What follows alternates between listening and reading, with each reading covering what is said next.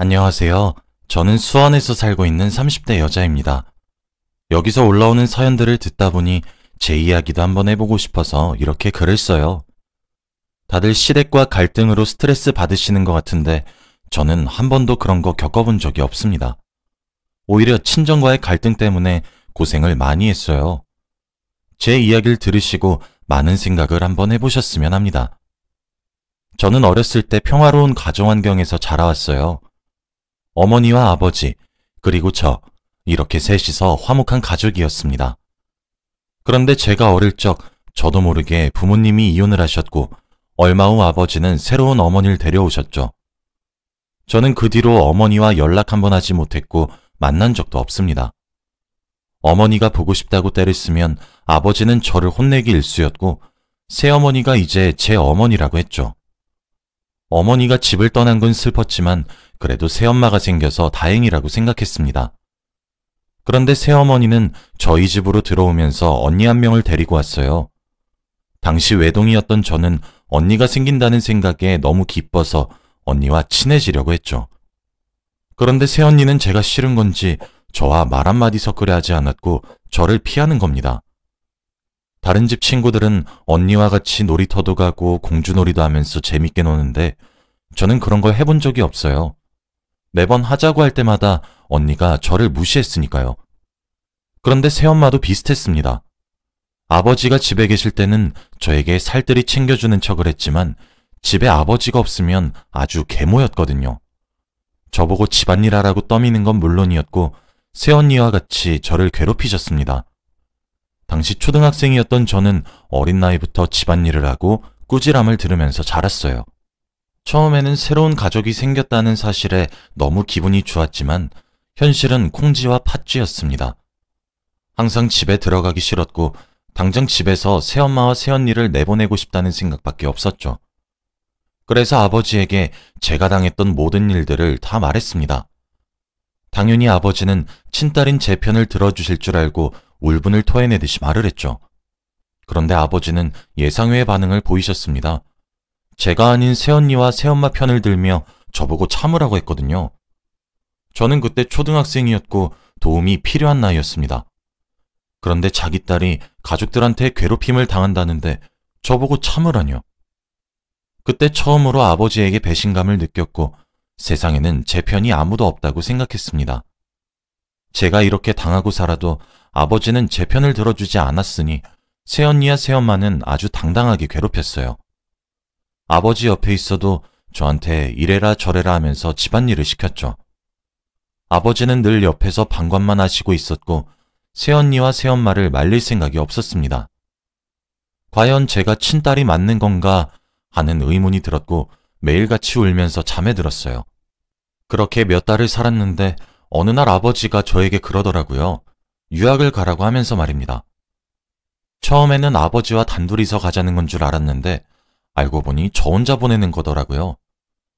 아버지는 거기서 도저히 제가 그들에게 괴롭힘 당하는 걸 보기 힘들었고 고심 끝에 생각해낸 방법이 유학인 거였습니다. 아버지는 가서 절대 연락도 찾아오지도 말라고 했고 그만 가족들을 잊으라고 했어요. 저는 선택의 여지도 없이 초등학생의 어린 나이로 외국으로 유학을 가게 되었습니다. 말이 유학이지 거의 이민 수준이었어요.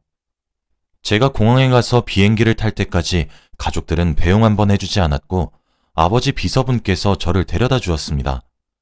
그리고 외국으로 가서 저를 안내하러 온 사람을 따라 이리저리 다녔죠. 전 외국에서 살면서 인종차별도 심하게 당했고 언어 장벽 때문에 고생도 많이 했어요. 나이도 어리다 보니 낯선 환경에서 적응하는 것도 더더욱 힘들었고요.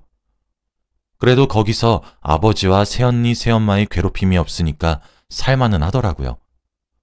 어린 나이에 버려졌다는 생각은 너무 슬펐지만 그래도 심적으로는 평온했습니다. 그리고 저는 거기서 악착같이 살아왔어요. 더 이상 제가 무너질 곳은 없다고 느꼈고 거기서라도 어떻게든 버텨야 한다는 생각이 강했거든요. 아버지는 정말 제가 외국에 있는 내내 연락 한 통 없으셨고 매달 용돈만 보냈습니다.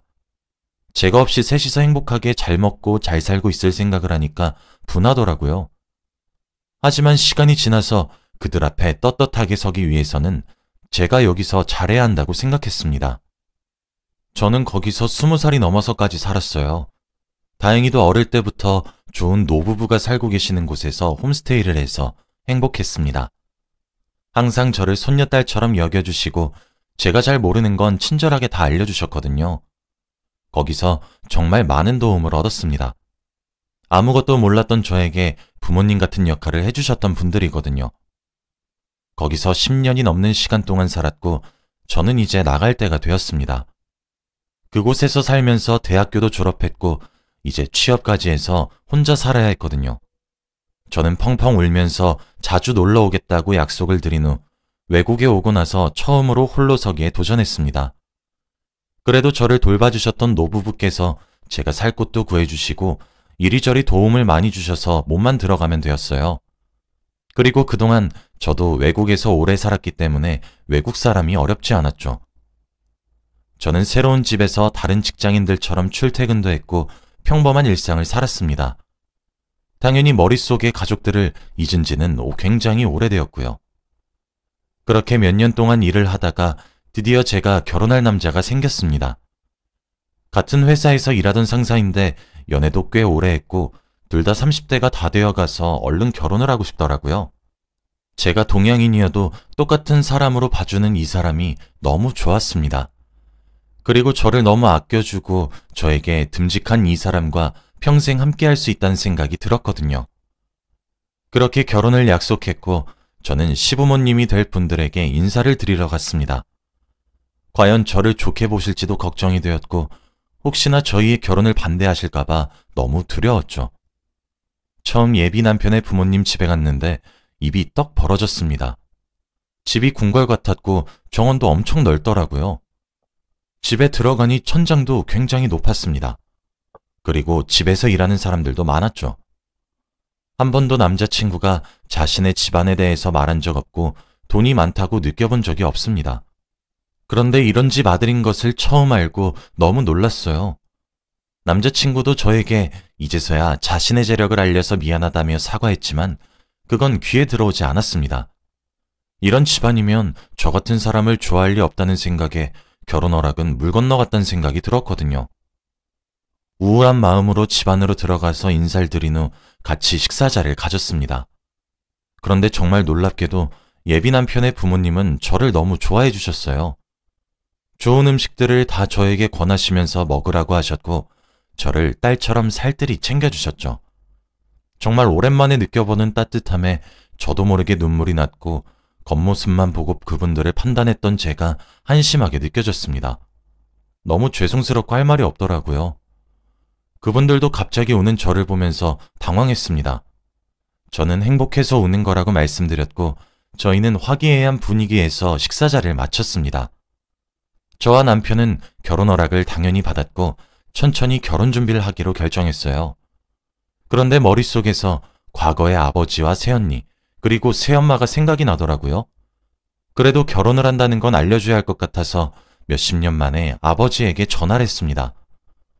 전화를 받지 않을 것 같았던 아버지는 얼마 지나지 않아 전화를 받으셨고 저는 몇십 년 만에 아버지 목소리를 들었어요.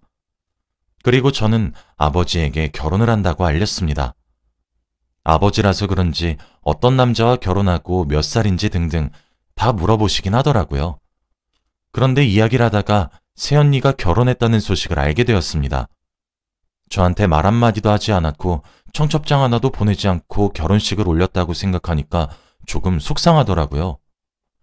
아버지도 저한테 말을 하시면서 아차 싶으셨는지 말을 급히 돌렸습니다. 아버지는 한국에 들어와 살 거면 같이 밥 한 끼 하자고 하더라고요. 안 그래도 저와 남편은 한국으로 가서 새로운 직장을 구하고 살려고 했습니다. 남편도 한국을 굉장히 좋아하고 한국에 가서 살아보고 싶다는 생각을 많이 해서 그렇게 결정한 겁니다. 그래서 한국으로 가면 다시 연락을 준다고 했고 그렇게 저와 아버지의 전화는 끝이 났습니다. 굉장히 오래 고민하고 전화를 했는데 왠지 모르게 편하더군요. 걱정할 필요가 없을 정도로 오랜만에 전화한 기분이 아니었습니다. 그렇게 편안한 마음을 가지고 결혼할 수 있었고 저희는 외국을 떠나 한국으로 갔어요.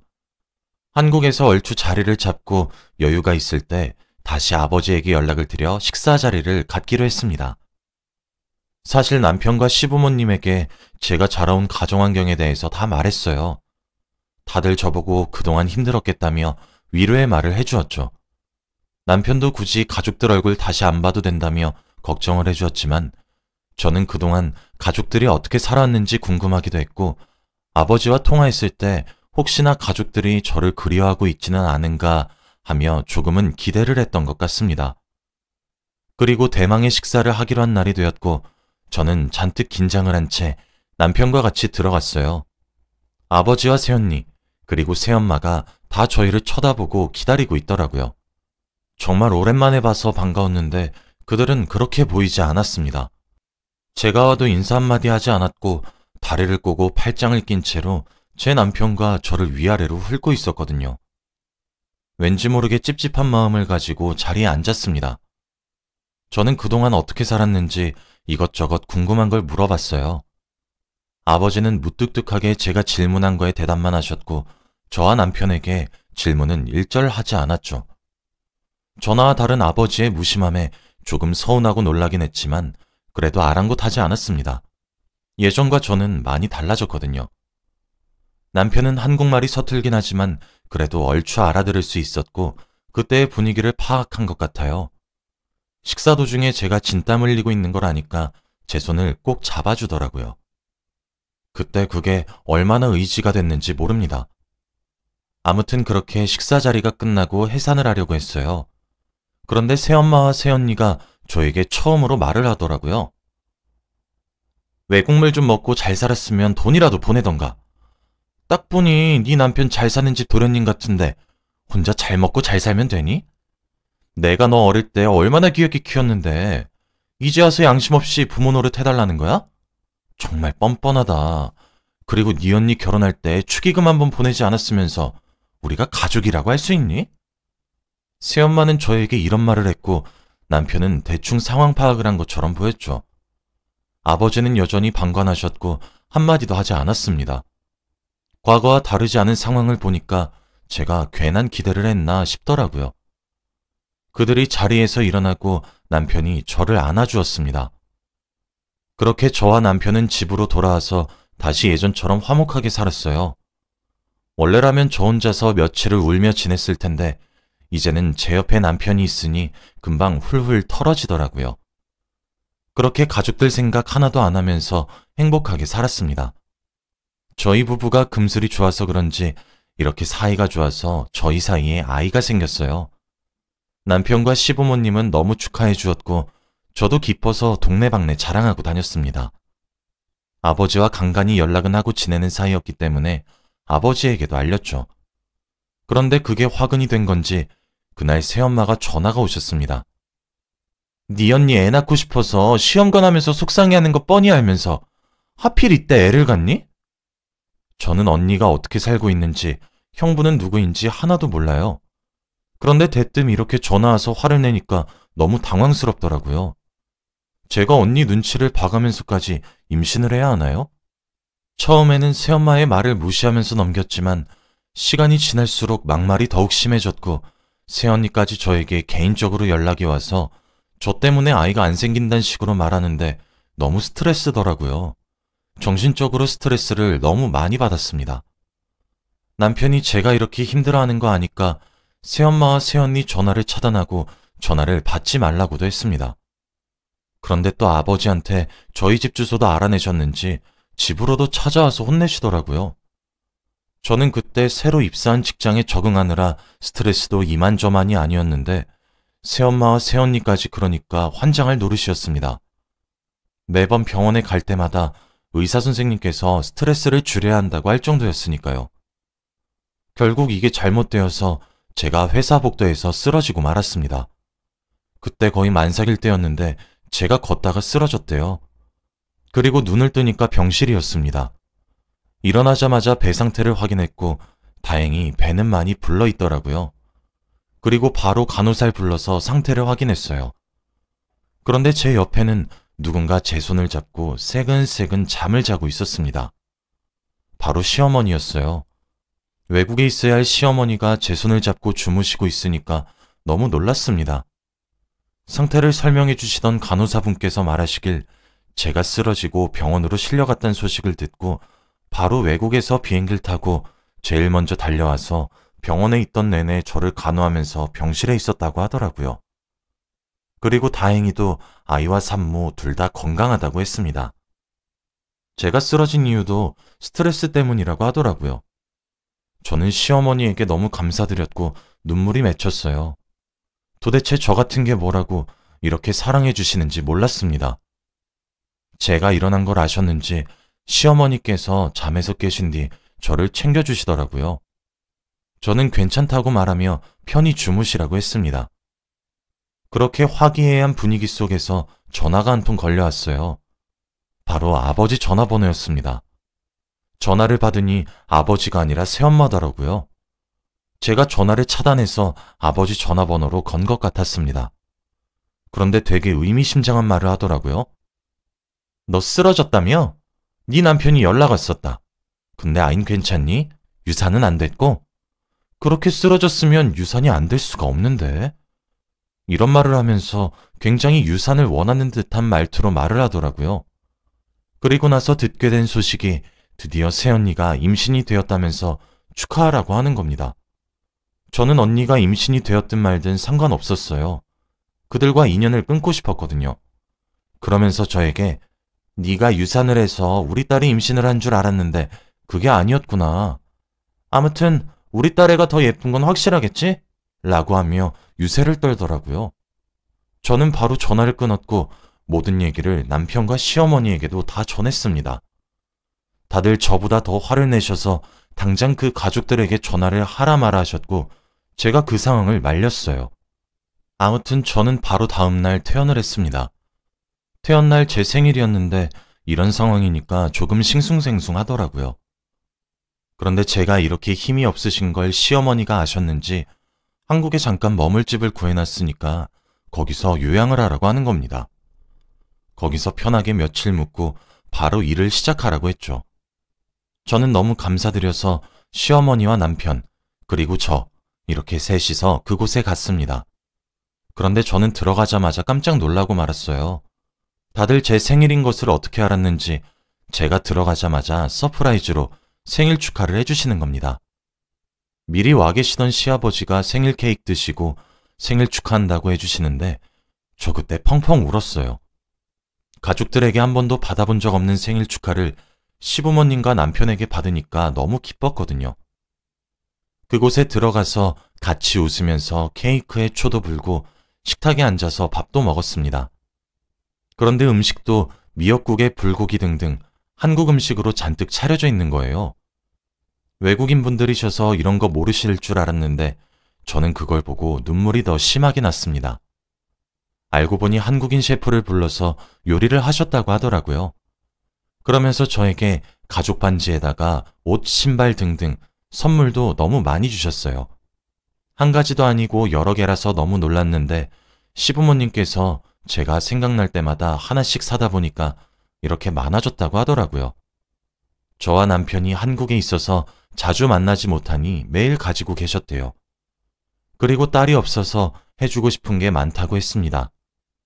생애 처음으로 생일 축하도 받아보고 생일 선물도 받아봤어요. 그날은 정말 제 평생 잊지 못하는 순간입니다. 다 같이 그곳에서 3일 동안 행복하게 지내고 시부모님은 외국으로 돌아가셨어요.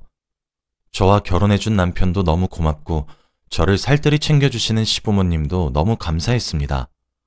전생에 제가 나라를 구했나 싶더라고요. 시부모님이 외국으로 가셔도 저와 틈틈이 편지도 주고받으면서 서로 사랑한다는 말을 아낌없이 하고 있습니다. 그리고 생일 때가 되면 매일 외국으로 가서 선물도 드리고 밥도 먹고 그래요. 저는 그동안 건강한 남자아이도 출산했고 저희 가족은 더 행복해졌습니다. 그런데 아이를 낳으니 얼마 지나지 않아 아버지가 연락이 오더라고요. 손주가 너무 보고 싶다고 하면서 말입니다. 제가 쓰러졌을 때 단 한 번도 찾아온 적이 없으시던 분이 갑자기 그러니까 너무 당황스럽더라고요. 그리고 알게 된 사실이 결국 새언니가 유산이 되었다고 합니다. 정말 이러면 안 되지만 그 소식을 듣고 전혀 슬프지 않았고 조금 고소했어요. 저는 아버지에게 절대 제 아들을 보여주지 않았고 결국 전화 목록에서도 아버지를 차단했습니다. 그냥 가족들이 없는 채로 사는 게 저에게 더 좋을 것 같았거든요. 지금은 아버지와 새언니, 새엄마와 연락을 일절하지 않고 남편과 아들과 행복하게 살고 있어요. 그리고 시부모님과 편지도 자주 주고받고 영상통화도 정말 자주 합니다. 얼른 외국으로 가서 얼굴 뵙고 인사드리고 싶어요. 제가 이런 시댁에 시집을 가기 위해서 어렸을 때 많이 힘들었나 봅니다. 지금은 너무 행복하고 앞으로도 이랬으면 좋겠어요. 제 이야기는 여기까지입니다. 들어주셔서 감사합니다.